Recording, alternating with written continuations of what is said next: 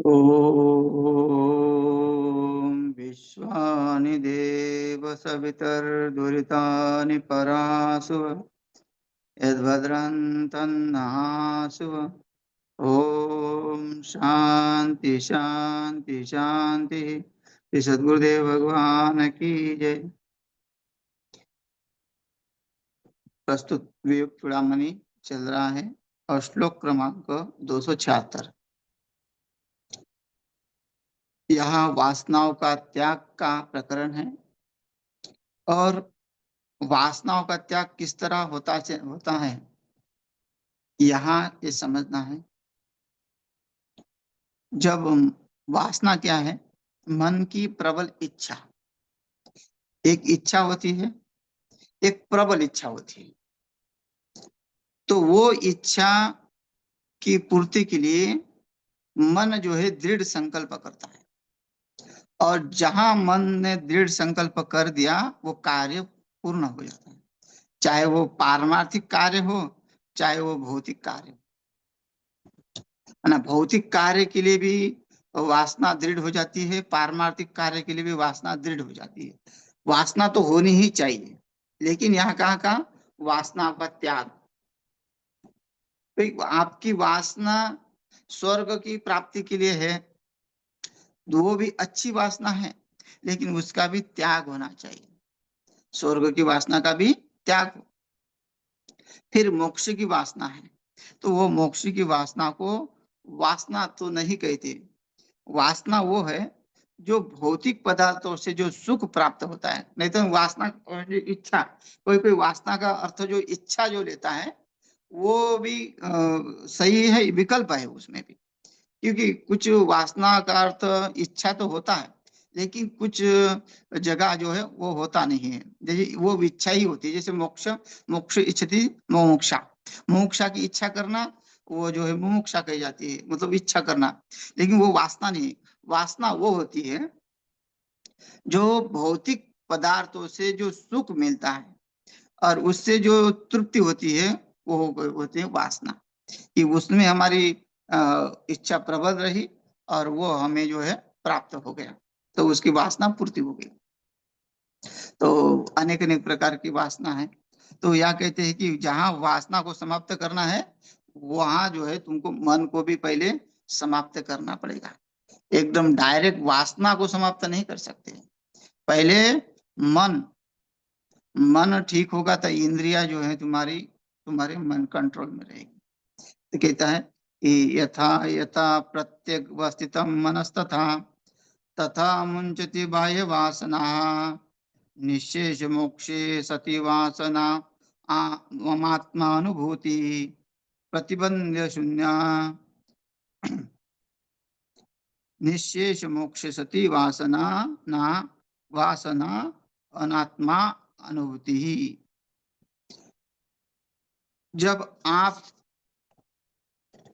कहते हैं कि आत्मा अनुभूति को प्राप्त होगे तो साक्षात आत्म साक्षात्कार हो जाएगा।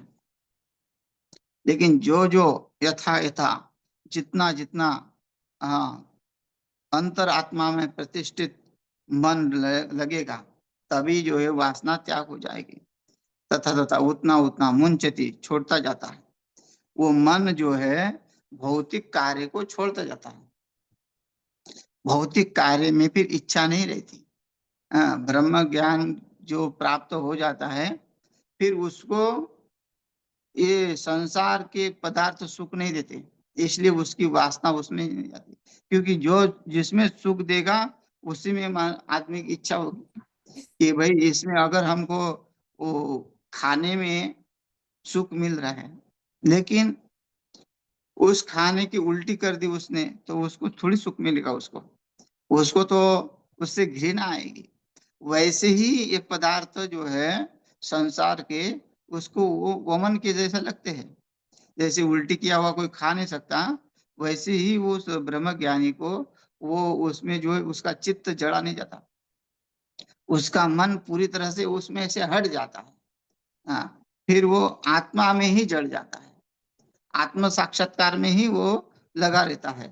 तो बाह्य वासना, सांसारिक वासनाएं जो है निश्शेष मोक्ष सती, पूरी तरह से समाप्त होती है। कब? जब मन जो है उसका आत्मा में स्थित हो जाता है। वासना, इच्छाएं, वो आत्माभूति का साक्षात्कार करता है और बिना किसी बाधा के, प्रतिबंध शून्य, फिर उस जीवन में कोई भी बाधा नहीं आती। क्योंकि अ, संसार के दृष्टि से अगर देखते हैं कि उनके जीवन में भी धन का अभाव है, कोई उनको पीड़ा दे रहा है, कोई उनको मारने की कोशिश कर रहा है, लेकिन उनके जीवन में किसी प्रकार का कोई बाधा नहीं है। व्यवहारिक दृष्टि से देखने को मिलता है, लेकिन पारमार्थिक दृष्टि में वो हमें अपने, हमेशा अपने आत्मा। राम जी मैया सीता के लिए रोते हैं, जंगल में पशु को, पक्षियों को, पेड़ों को, झरने को, पहाड़ों को, सबको पूछते हैं कि मेरी सीता कहाँ है। और वो उन्हीं की लीला देख देख के महादेव जी हंसते हैं। और सती मैया जो है देखती है कि आप इनको देख के हंस रहे हैं, ये तो साधारण मनुष्य के जैसे जीवन जी रहे हैं और आप इनको भगवान मानते हैं। तो भगवान कहते हैं भोलेनाथ की, नहीं, तुम नहीं जानती उनकी लीला। जब माता सती परीक्षा लेती है तब वो भी चकित रह जाती है। तो ये जो दिखता है, व्यवहार में जो दिखता है महात्मा के प्रति, लेकिन वो सत्य नहीं होता। वो महात्मा जैसे सपने में बहुत सारा संसार इकट्ठा हो जाता है, लेकिन सपना सच नहीं है ये हमको पता होता है। हाँ, संसार जो है एक सपना है। उमा कहो मैं अनुभव अपना, सत हरि भजन जगत सपना। संसार एक सपना है और वो सपना ही समझते हैं, चाहे वो जागृत अवस्था में हो या वो स्वप्न अवस्था में। दोनों को भी स्वप्न समझते हैं, दोनों भी सत्य नहीं है ना? जनक राजा को जब सपना आया, जनक राजा भिखारी बन गए और भिखारी बनने के बाद दर दर जो है ठोकरे खा रहे, कोई भिक्षा नहीं दे रहा है। नगर से नगर, नगर से नगर घूमते घूमते काशी में जा पहुंचे।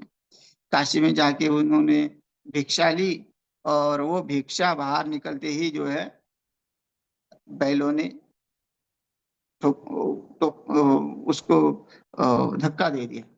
धक्का देने के बाद वो भिक्षा गिर गई और तड़पने लगे भूख से, क्योंकि भूख तो बहुत लगी हुई थी और भिक्षा नहीं मिल रही थी। भिक्षा मिल गई तो बैलों ने धक्का मार दिया, तो वो इतना तड़प उठे, रो पड़े। रोते रोते ही एकदम निद्रावस्था से, स्वप्नावस्था से जाग उठे। देखते हैं तो मैं तो बड़े बड़े पलंग पे पड़ा हुआ हूँ, अच्छा सा लोग दास दासिया आ, हवा दे रहे हैं, सेवा कर रहे हैं। तो अपने गुरु जी से पूछते हैं, अष्टावक्र जी से, कि स्वप्न देखा था और मैं भिखारी बन गया और मुझे कोई भिक्षा भी नहीं मिल रही, तो वो स्वप्न सत्य है कि जो मैं जागृत में वो सत्य है? तो अष्टावक्र जी कहते दोनों भी सत्य नहीं है। तो वो सही, वो दोनों भी सत्य नहीं मानते, ना जागृत अवस्था को सत्य मानते हैं, ना स्वप्न अवस्था का सत्य मानते हैं। वो इस दुख को मानते ही नहीं, सांसारिक दुख को। इसलिए कहते प्रतिबंध शून्य, किसी भी प्रकार की उनके जीवन में बाधा नहीं होती थी। एक बार पारमार्थिक पद पे, है ना, मन दृढ़ हो गया है तो उसको कोई भी लौटा नहीं सकता, कोई उसको हारा नहीं सकता।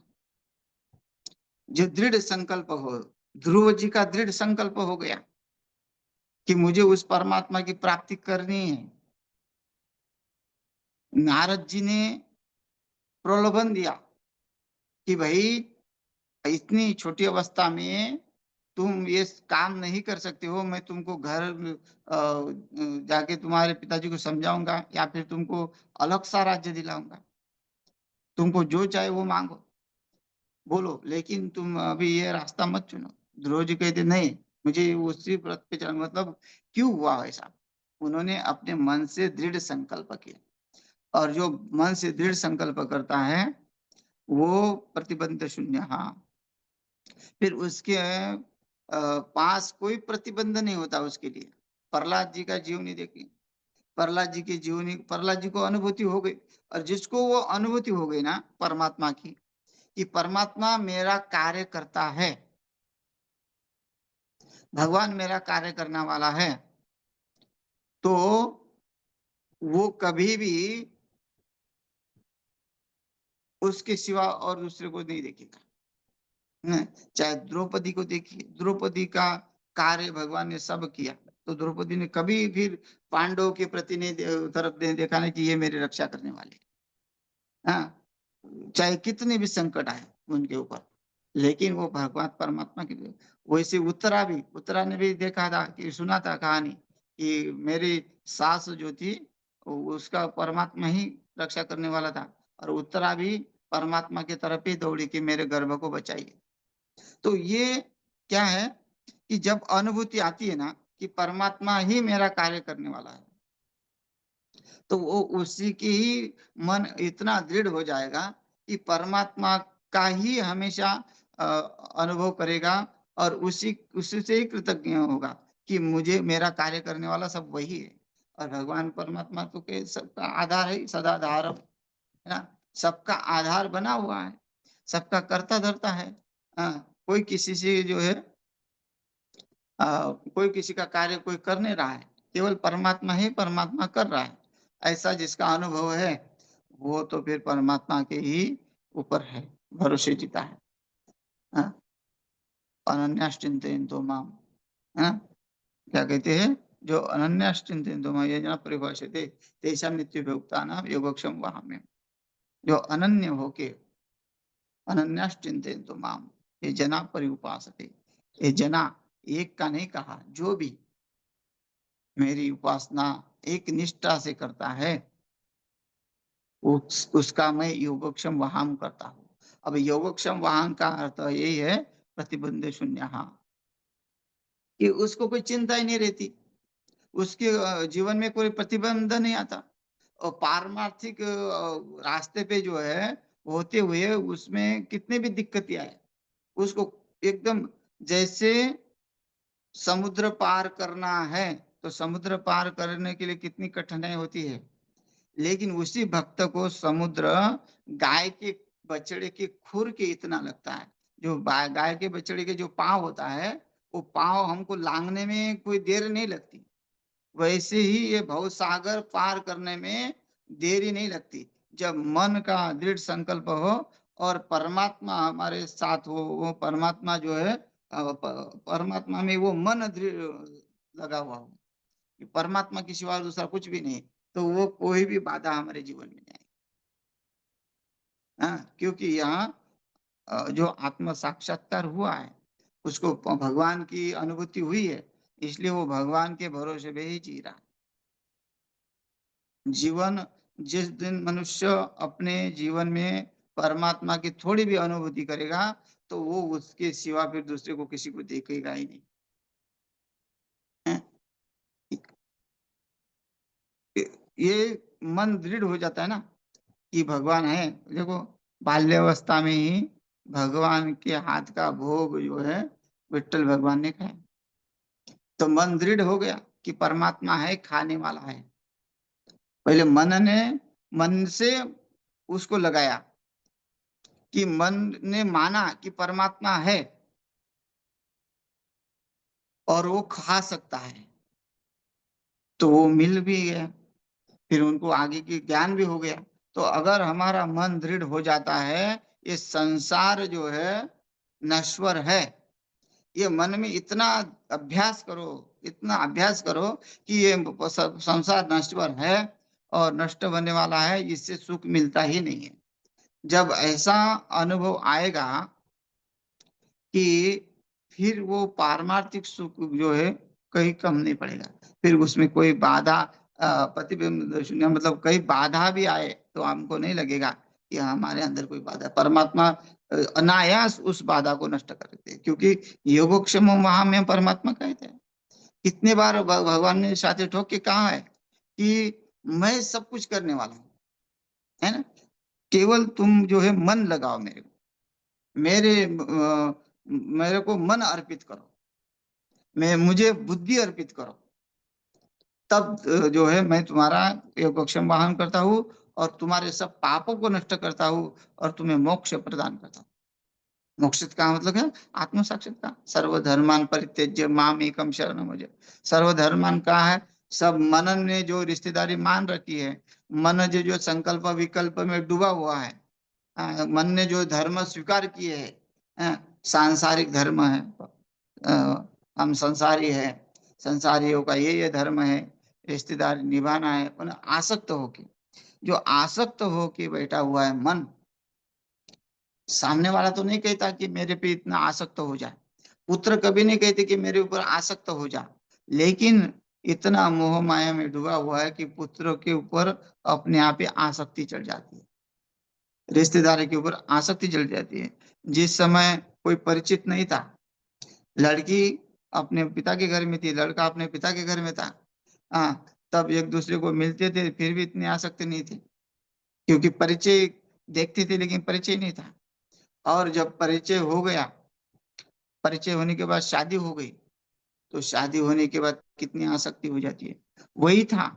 लेकिन जब रिश्ता जुड़ गया, हाँ, मन ने स्वीकार कर लिया अब ये मेरा है, मन ने स्वीकार जैसे किया कि ये मेरा है, उसी समय जो है आसक्ति ने उसके ऊपर डोरा डाल दिया। तो मन ने अगर परमात्मा को स्वीकार कर दिया तो परमात्मा की तरफ हमारी आसक्ति चली जाएगी। जैसे है ना, किसी से परिचय नहीं होते हुए भी हम उसके ऊपर आसक्ति करते हैं। बालक नहीं था, बालक आ गया तो बालक के ऊपर आसक्ति हो गई। तो ये संसार में जो है अ, जो वासना जड़ी हुई मन के माध्यम से, तो मन का माध्यम से वासना, मन को अगर हम उस परमात्मा की शक्ति में लगा दिया जाए कि परमात्मा ही हमारी शक्ति है, उसके सिवा हमारा कुछ भी नहीं है, अगर यह हमको पता चले, है ना, जो आता है उपनिषदों में दृष्टांत, वो अपने जीत को मान रहे थे देवता, देवासुर संग्राम हुआ और एक दूसरे की स्तुति कर रहे हैं कि मैंने जीता, मैंने जीता। और भगवान ने देखा कि ये तो अभिमान की से चूर हो रही है, तो भगवान यक्ष के रूप में आए और भगवान ने सबको आह्वान किया कि देखो, जो इस तिनके को जलाएगा, उड़ाएगा, सुखाएगा, तो मैं उसको मानूंगा। लेकिन सबने प्रयास किया, अग्नि ने जलाने की कोशिश की, वायु ने उड़ाने की कोशिश की, जल ने डुबाने की, पवन ने उड़ाने की कोशिश की, है ना, वरुण देवता ने डुबाने की कोशिश की, सब ने प्रयास किया, लेकिन किसी से कुछ नहीं हुआ। हाँ, तब पता चला कि हमारी जीत नहीं, हम जो, हमारा मन जो आसक्त हुआ है इसमें कि अभिमान में, वो नहीं है, हम कुछ करने वाले नहीं है। तब अनुभूति हुई तो परमात्मा ने ही किया सब कुछ। अच्छा, अर्जुन को अनुभूति हुई जब अर्जुन को भिल्लो ने लूटा, तब पता चला कि अरे सब भगवान ही करने वाला था, मैं तो कुछ नहीं, मेरी शक्ति भी वही है। जब वो चले गए तो मेरी शक्ति भी चली गई। वैसे बर्बरिक को पूछा गया था कि तुमने युद्ध देखा तो किसने मारा, सब भगवान ने कहा भगवान की सुदर्शन ने मारा। तो ये जो है एक कहानी क्यों बताई बार बार बार बार बार बार, क्योंकि परमात्मा सब करने वाला है, तो मन को ये समझाना पड़ेगा, डांट फट करना पड़ेगा।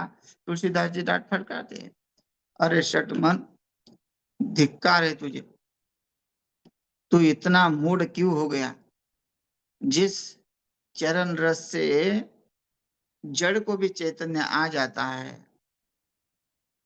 हाँ, जो अहिल्या थी वो पत्थर रूप हो गई थी, और उसको जो है श्री राम जी के चरण लगते ही श्री राम जी के चरणों से वो चैतन्य में आ गई। तो तू क्यों उनके चरणों में नहीं लगता? तू भी तो जड़ है। शास्त्र कहते हैं मन जड़ है। तो मन जड़ होने से भी उसका जो है अहंकार अंतकरण में से जुड़ा हुआ होने से वो जो है उसका कार्य करता है ना? तो वो डांटते हैं, मन को डांटते हैं। तो वैसे मन को डांट फटकारना चाहिए। अगर वो किसी वासनाओं की तरफ दौड़ता है, भागता है, तो वही समझना चाहिए कि भाई क्यों तू कोशिश कर रहा है, भगवान है ना तुम्हारे साथ। तुम जो कर रहे हो खाली कर्म करना ही है, ऐसा नहीं है कि भाई इसका अर्थ ये नहीं कि निठल्ले बैठे रहो, नहीं। अपने कर्मों को करते हुए मन के ऊपर दृढ़ जो है अहंकार नहीं करना है मन से कि मैं कर रहा हूं। जो करता धरता वो परमात्मा ही, मन को भी वही चला रहा है। ऐसा जो हमारा जो है विचार है, अगर हमारे मन में आता है, तो वो फिर किसी बाधा में नहीं पड़ता, वो सब बाधाओं से मुक्त हो जाता है। और इसके लिए प्रयास करना पड़ेगा। इसलिए क्या प्रयास करना पड़ता है? तो बोलते हैं कि इसलिए निरंतर अभ्यास होना चाहिए। हाँ? अभ्यास से ही जो है, अभ्यास ने कौन थी, अभ्यास से ही आप उस मन को जो है जीत सकते हैं। निरंतर अभ्यास का होता है निरंतर कार्य। निरंतर जो कार्य करो कृष्णार्पण ब्रह्मार्पण, कृष्णार्पण ब्रह्मार्पण। हर कोई कार्य को कृष्णार्पण ब्रह्मार्पण, कुछ हाथ से छुट्टे ही ब्रह्मार्पण। हाँ, जो भी हो रहा है ब्रह्मार्पण। तो ऐसा अगर कार्य होता है, तब जो है मन जो है उसमें आसक्ति नहीं करेगा।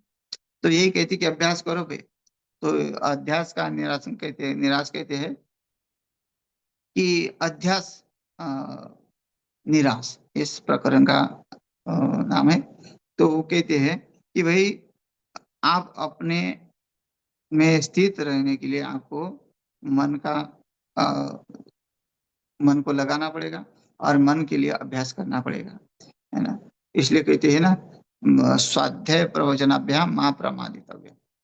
स्वाध्याय नित्य प्रति होना चाहिए। स्वाध्याय या प्रवचन दोनों भी, हाँ, दोनों भी जीवन में जब तक रहेंगे, तब तक मन जो है स्थिर रहेगा। अगर मन अ, फिर स्वाध्याय प्रवचन नहीं है, तो मन भी स्थिर नहीं है। और यही स्थिति इतनी बेकार हो गई है। जितने भी स्टेज है अभी, मतलब जो पहले जमाने में जो स्वाध्याय प्रवचन होते थे, उसमें काफी लोग जो है जुड़ जाते थे। लेकिन आजकल जो है मुंबई में देखा जाता है कि हर स्टेज का जो है समाप्ति की ओर हो रहा है। कई स्टेज बन पड़े हैं। हैं? स्वाध्याय प्रवचन कितने लोग जो है सुनने जाते थे। लेकिन आजकल जो है, ठीक है भागवत कथा तो बेकार नहीं है, लेकिन वो भागवत कथा तो निरंतर नहीं चल सकती ना। सप्ताह दिन हो गया फिर वो चले गए। कई ऐसे लेने वाले भी नहीं, क्योंकि खर्चा बहुत आता है। भागवत सप्ताह में खर्चा बहुत आता है, करने वाले वो तो उससे भी मुक्ति है, लेकिन वो निरंतर चलने वाला नहीं। लेकिन स्वाध्याय प्रवचन ये निरंतर चलने वाला है। तो उसका जो है नाश, मतलब उसका जो है वो समाप्ति की ओर है। और क्वचित मुंबई में भी क्वचित जगह पे जो है होता। सबसे ज्यादा तो स्वाध्याय प्रवचन मुंबई में ही चलता था। बहुत जगह चलता था। लेकिन दिल्ली में वो भी कम चलता है, और बाकी जगह भी इक्का दुक्का थोड़ा थोड़ा चलता होगा, लेकिन सबसे ज्यादा मुंबई में चलती थी। तो देखिए स्वाध्याय प्रवचन से जो है, और फिर पहले लोग संत सम्मेलन करते थे।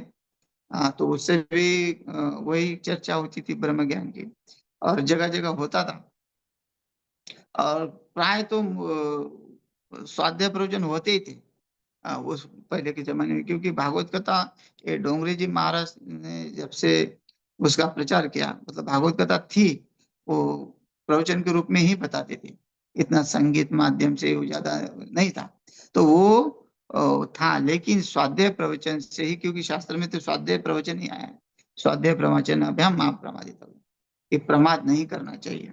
ये निरंतर जैसे रोज भोजन चाहिए पेट को, पेट की तृप्ति के लिए, हाँ, वैसे ही मन की तृप्ति के लिए स्वाध्याय चाहिए, प्रवचन चाहिए। तो यही है कि यहाँ स्वाध्याय के लिए कहते हैं कि स्वाध्याय करो। स्वात्मनेव सदा स्थिता मनो नश्यन्ति योगिनः वासनानां क्षेश्चातः स्वाध्यासापयनं कुरु। स्वात्मनि अपने आत्म स्वरूप में एव ही सदा स्थिता सतत बने रहने से मन मन नश्यन्ति नष्ट होता है। योगिनः योगी का वासनाना वासनाओं का क्षय समाप्ति च और अतः इसलिए स्वाध्याय अपनम कुरु अपने अध्यास को दूर करो। अपने अध्यास को दूर करो का अर्थ यह है कि अध्यास कौन सा? संसार का। संसार में जो मन लगा हुआ है उसको हटाओ और स्व आत्मा में सदा लगाओ।